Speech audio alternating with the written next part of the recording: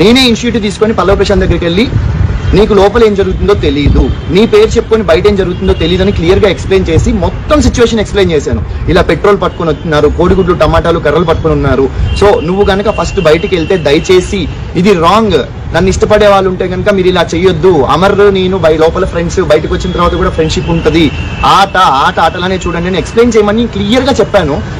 Pallava Prashanth bro, నిజంగా నీ మీద ఉన్న మర్యాద అంతా పోయింది. నేను లిటరల్లీ నీ దగ్గరకు వచ్చి కూర్చొని చాలా ఒక తమ్ముళ్ళలాగెళ్ళి కూర్చొని చెప్పాను నేను, అన్న ఇది సిచ్యువేషన్, పెట్రోల్ పట్టుకొని ఉన్నారు, కోడిగుడ్లు పట్టుకొని ఉన్నారు, సో కొంచెం చెప్పండి అని అడిగితే ఇమీడియట్ గా నేను నీ వీడియోస్ వస్తే చూస్తే ఎక్కడన్నా మాట్లాడతావంటే ఎక్కడ మాట్లాడుకుని ఉన్నావు.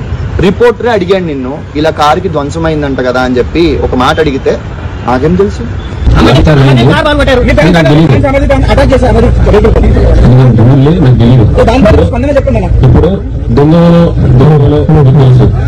నాకేం తెలీదు, దొంగ ఎవరో దొరెవదో తెలుస్తుంది.